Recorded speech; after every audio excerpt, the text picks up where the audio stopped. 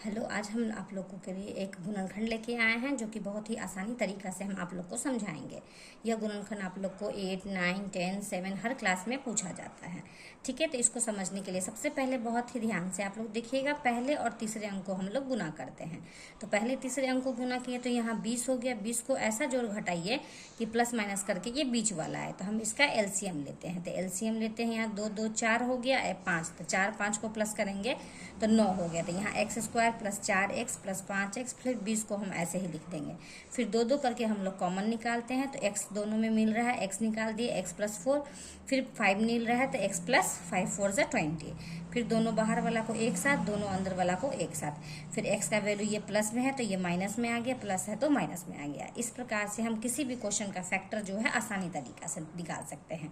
इसी प्रकार से फिर हम दूसरे प्रश्न को हल करते हैं। तो दूसरा प्रश्न हमारा है यहाँ x square minus 3x minus 10। ठीक है, तो हमने जैसा कि आप लोगों को बताया है कि पहले और तीसरे अंक का हम लोग को गुना करना है। तो यहाँ x है, यहाँ 10 है, तो हम लोग सबसे पहले आ गया यहाँ 10। 10 को ऐसा प्लस घट माइनस कीजिए कि जोड़ के या घटा के बीच वाला आ जाए। तो उसके लिए हम लोग क्या करेंगे, लघुत्तम लेंगे। तो 2 पंचे 10, तो 5 में से 2 को घटाएं तो ये बीच वाला हमारा आ गया। अब हम लोग क्या करेंगे, इसे अच्छी तरह से लिखेंगे।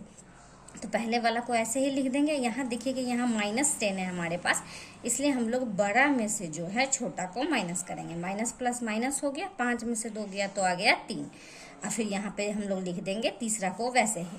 अब दो दो करके जो है हम लोग कॉमन निकालते हैं। तो x को हम लोग कॉमन निकालते हैं, x माइनस 5। और यहाँ पे देखिए तो 2 का टेबल जो है वो दोनों में आ रहा है, तो ये हो गया x और 2 पंचे 10। तो अब देखिए कि दोनों ब्रैकेट वाला मेरा सेम हो गया और दोनों बाहर वाला को एक साथ लिखते हैं। तो x प्लस 2 और x माइनस 5। तो फिर यहाँ हम लोग जब वेन करते हैं x प्लस 2 बराबर 0, तो x बराबर ये प्लस है, उधर आके हो जाता है -2। फिर होता है x माइनस 5 बराबर 0, तो x बराबर होता है 5। इस प्रकार से जो है हम लोग किसी भी गुणनखंड का आंकड़ा, चाहे क्लास किसी का भी हो, 8, 9, 10, 7 किसी का भी हो, बहुत ही आसानी तरीके से हम लोग निकाल सकते हैं। तो चलिए, अगर आपको मेरा बताया हुआ यह तरीका अगर आसानी समझ में आया होगा तो प्लीज़ मेरे चैनल को सब्सक्राइब जरूर कीजिएगा। Thank you.